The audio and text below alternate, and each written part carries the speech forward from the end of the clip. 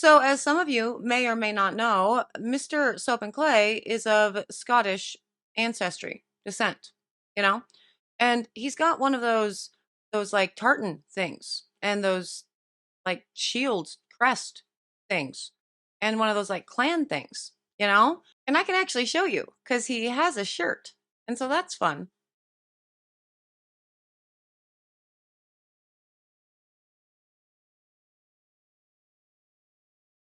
Yeah, see? He's totally got one of those things. And it says, touch not the cat, but a targe. I think what that means is don't touch the cat without a shield, you know? And no, this isn't some sort of like advertisement for a sponsorship to like go and buy your plot of land in Scotland and become a lord or a lady. Although you could do that because that's fun, but not sponsored. It actually has everything to do with the soap that we are making today, and I am very, very excited to tell you about it. And I will do so in just a minute. But before I do, hello, I am Mrs. Soap and Clay. Let's make stuff.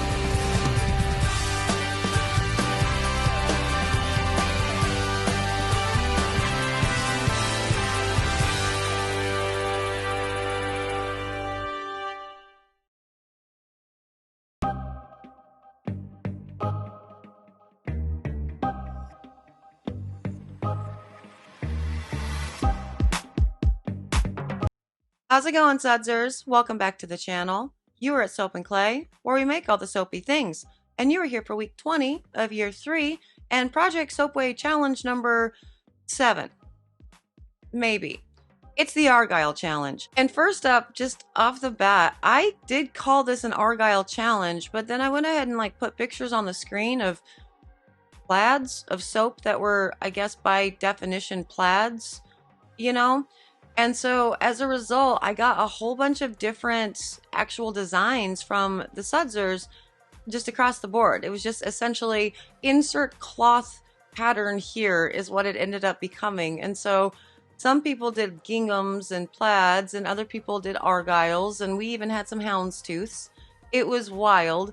And it all stemmed from me not knowing the difference between the definitions of like a plaid and an argyle.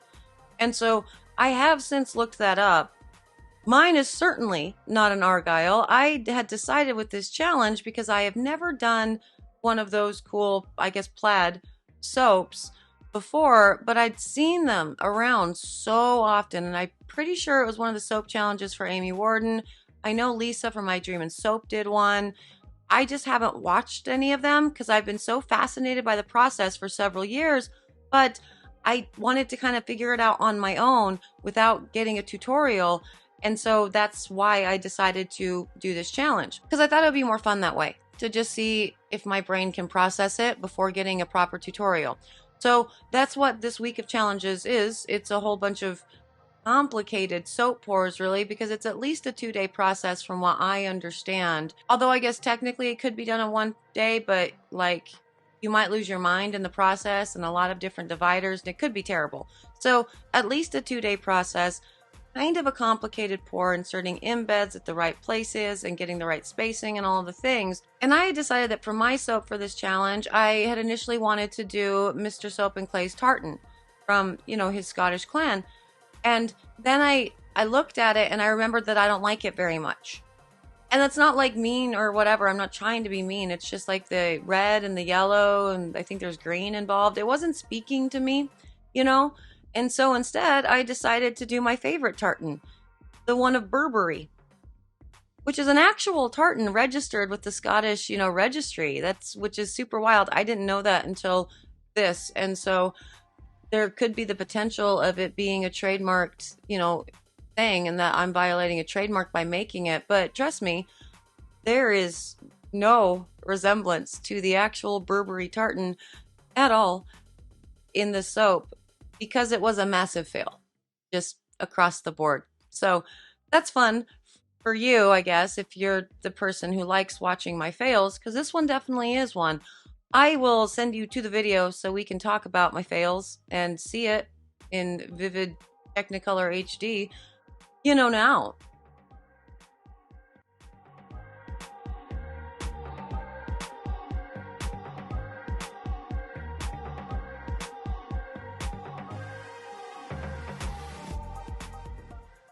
And yeah, another disaster in all of this is that my printer was not printing in anything that resembles the actual colors of, the Burberry tartan. But that's okay, because this entire thing was a disaster. From the very beginning, really, because we're talking about Project Soapway, right? And I'm like, hey, we're going to do the Argyle. I'm pretty sure I said Argyle, right? But then I proceeded to show pictures and examples on the screen of something that was not an Argyle. And then I decided to make a tartan, which is also not an Argyle. And the reason that I know that is because I looked this up, and Argyle is a diamond pattern. So throughout Project Soapway, we have one person who did a proper Argyle that won. But because I was so very confusing on how I was making what the actual brief was, I decided to go ahead and select people who, just kind of made some sort of fabric pattern in soap form. Because, that's what I did. I made a plaid. In case you were wondering, a tartan is more of a plaid. There's a definition. Argyle is diamonds, and, the tartan and the plaids, they are straight up and down with right angles, whatever. But honestly, also, if you just turn the bar, it's also still an Argyle. So I'm kind of right. I'm not right at all. But point is, we have a lot of different types of soaps that are being made, really, throughout all of this. I got a houndstooth submission, which I thought was delightful. I think I got a couple of those. It was all good. So with mine, I decided to go ahead and do the Burberry tartan, because as I said, Mr. Soap and Clay's tartan, I didn't like. I didn't like the colors. Sorry about it. But yeah, so the hardest part with this one was actually figuring out measurements, and I am completely flying by the seat of my pants with all of this. And just having already looked at the other soap makers that won the Project Soapway, they were all kind of flying by the seat of their pants too. Everybody approached this different, and I find that to be very cool. So what I am doing right here is getting the embeds ready, essentially. So what I did was measure the width of my mold and determined how big I wanted each line of my plaid, my tartan, to be, and then made my measurements for how much soap batter I would need for each of those lines. And then when that is all said and done, so I'm doing the black and white stripes with this one. And when that's all said and done, the thought is I'm going to cut it in half, and that will work for one half for one side of each side of the mold, essentially. And I don't know, I thought that this could work. And using cold process throughout the entire thing, so I will not be doing any glycerin in between to keep everything together, because I don't believe the glycerin is going to do a really good job actually adhering everything if it's more firm embeds, cold process embeds, than not.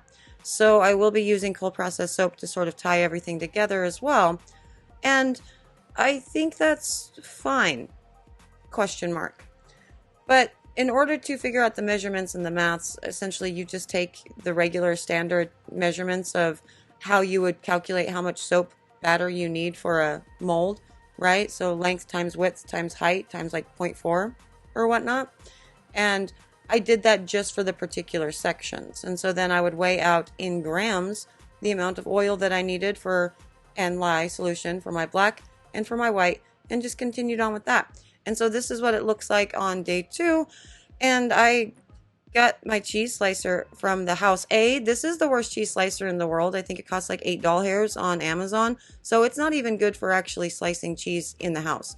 Look at how that wire bends. It is terrible.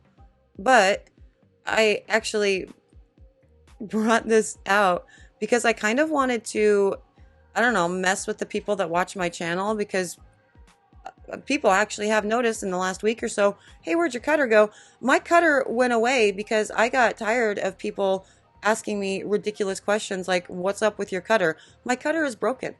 Okay. And yes, I can buy another one. I could buy 100 other ones, but Mr. Soap and Clay wants to fix it. And also he wants to make me a new one. And so if I don't, you know, allow him to do that and give him the time in which so he can do it, I'm a jerk. And so what's wrong with your cutter? What's wrong with your face? You know what I mean? Just be nice and stop talking about my cutter. Point is, my cutter is not in the shots anymore, and it never will be ever again. But I thought it would be funny to maybe cut all of the bars using this really teeny tiny cheese slicer with a wire that bends, and it's bad, and yep. And ultimately I broke it throughout all of this because I was using Danielle's soap from Nora Body Love. And that soap is super duper firm. But I was using this for some more of the embeds because it was the right color. And I thought, yeah, let's try hers. And her soap was so firm that my wire broke and it's forever bent. And so I don't get to use this cheese cutter for anything anymore, but certainly not to cut, you know, whole big loaves of soap or even small loaves of soap to show to you guys, just to, you know, be funny.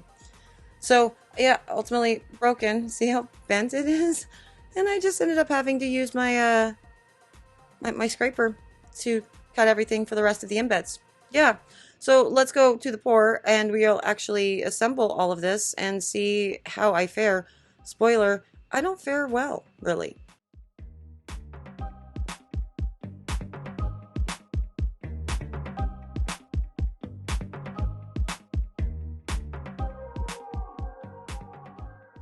Okay, now on to the assembly of this. So I have my black and white, you know, stripes that will go, you know, vertically in there. But then also because I had extra soap, I had poured essentially too high. I thought it would be fun to go ahead and try to create the pattern there on the bottom as well of the Burberry tartan.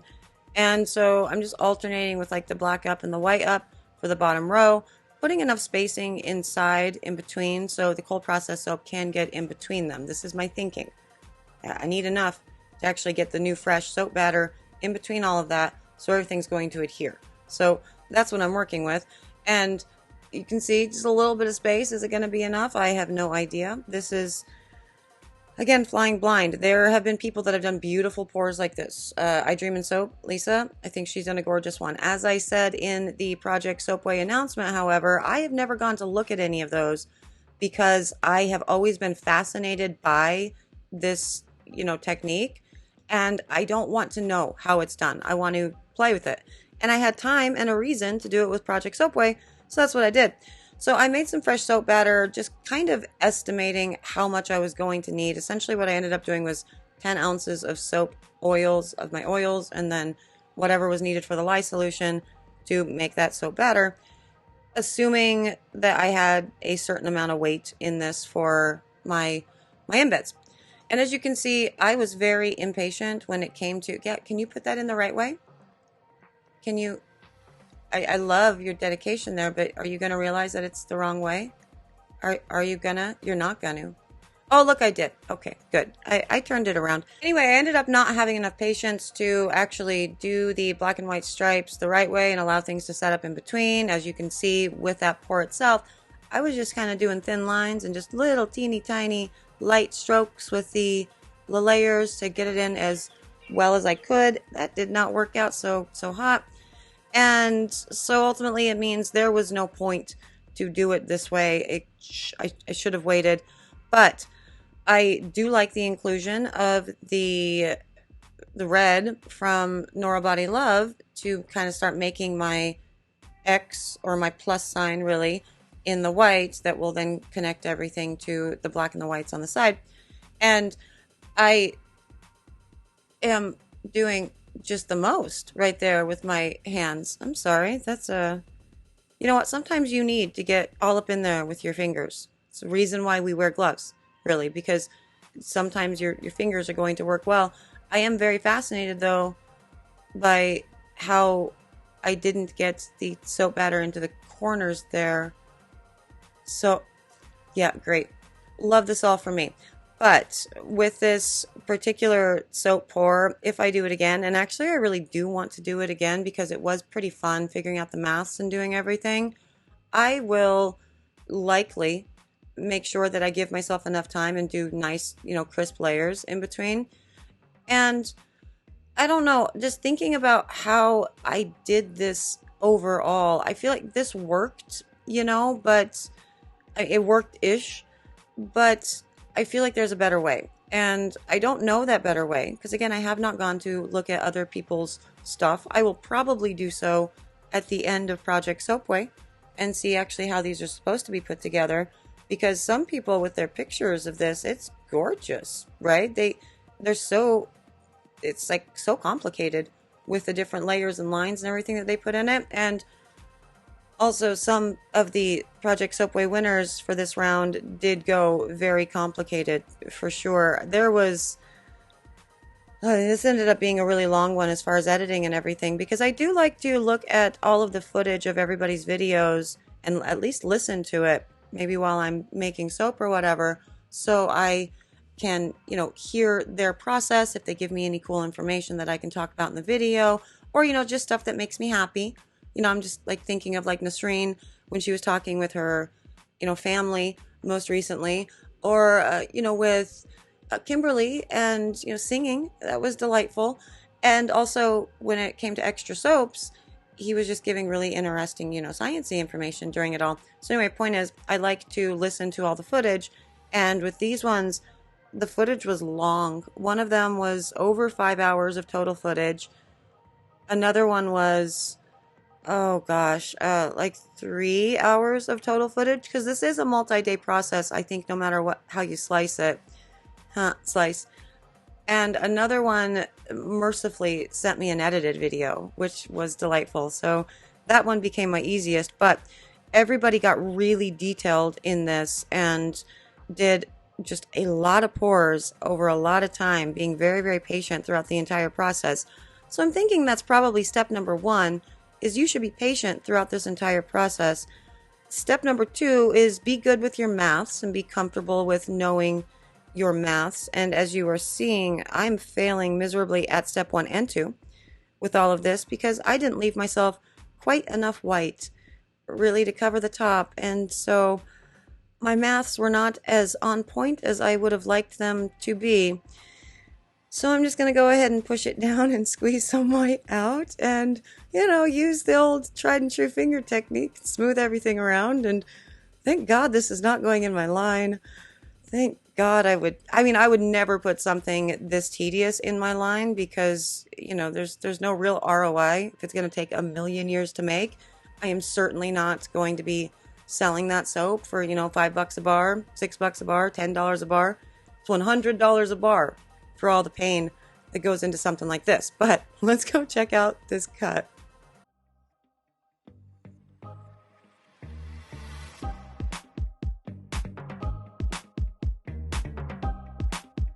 And on to the cut. And I lied to you earlier when I said that you will never see my soap cutter again. This is the video where you will see it for the last time. So there's that. And also what we have here is, well, nothing straight, is it? We've got some super crooked stuff going on just at first blush. We had I probably should have put some soap, factored in some soap for the sides as well. Some, fluid soap batter for the white bits. But, it's cool. It's a learning process just across the board. And there it is. Okay, so it's not terrible. I mean, obviously the curve at the bottom part there, that's not ideal, and that the red top part doesn't match up with the bottom part, also kind of not ideal. And obviously the black and the white stripes not being straight, that's not ideal. But you know what? I mean, overall, the thing, it's kind of great. You know what I mean? Like, I think step 3 with all of this, I was talking earlier about all the steps. I think step 3 in all of this is picking a pattern that actually works and would be cute in soap. And I kind of hit the pattern, but the pattern itself in soap form just doesn't look nearly as cool as those, plaid and Argyle and whatever soaps that you see out there, you know? And so this one was just it was a lot. I had fun. So that was actually cool. And, there's worse things in life, I suppose, than having fun, even if you made some really ugly soaps. But again, I am glad that this was not going to anybody. See, I kind of nailed it. It's kind of great. I nailed it in the literal sense of the nailed it show, nailed it. Really. That is my submission for Project Soapway Argyle Challenge. Did I mention that I get to submit my bars no matter what? Because it's my challenge and I do the thing? Yeah? Yeah, this is not what you're going to be seeing from the actual winners of Project Soapway, thankfully. And there it is, my Project Soapway submission for the Argyle Challenge. I made the Burberry tartan.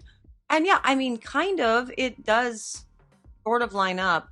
I was gonna bring some of my Burberry out as like an example of the soap versus the like a scarf or a bag, but all of my stuff is currently in boxes because we're finally doing the final push for the closet. So I can't access them like without going through boxes, and I'm lazy. I'm not going to do that. So I didn't have that, but I probably put pictures up somewhere throughout all of this so you can see the differences.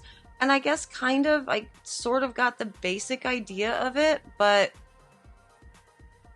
it's still bad. So I'm sort of thinking that the actual key, like I said in the video, is making sure that you pick a nice pattern, that will look fun in just this square. Because the Burberry across a whole scarf, right? It's gorgeous. It's the repeating it's absolutely stunning. But if you just take one square, it's like, well, what is this? It's kind of a nothing thing. You know what I mean? So there's that. I'm probably going to try making the soap again just because I'm really fascinated with it, and do it in, this gingham, plaid, whatever pattern before I actually attempt an Argyle, because that seems really complicated. And of course, as a reminder, my soaps get put into this regardless because I'm the one who has the channel and made the challenge. And so for good or for ill, you get to see my soap. So I don't recommend this as a tutorial by any stretch of the imagination. It's just some failures in, my life. The 3 winners for the Project Soapway Challenge are coming up next. So that's what you will get in the next 3 days. And all of their soaps are extraordinary. Like, they actually know what they're doing. And I do not. So definitely, if you're interested in seeing their wins and seeing how they created their beautiful soaps, subscribe, hit the notifications, whatever. That's cool. For those of you who are subscribed and have hit those notifications, hi, Sudzers. You're cool. You guys are awesome. The Project Soapway challenges are always a ton of fun. I love being able to do this and support all of my amazing Sudzers and their massive talents, because they do have massive talents. And you're going to see that in full force for the next 3 days, but that is not to discount all of the other Project Soapway submissions and the Sudzers with their massive talents as well. Just gets to be 3 winners though. That's kind of how it works. So you guys all did an excellent job, and I'm super duper excited to show off the rest of them. But for now, I'm going to go and continue working on my closet because it's very exciting. I get to see all of my clothes again, and I get to organize my shoes, and I love organizing things. So I'm going to go do that. Thank you so much for joining me. I will see you guys all again tomorrow for another round of me not understanding the difference between plaids and argyles and ginghams and tartans. Project Soapway. It'll be fun. Bye.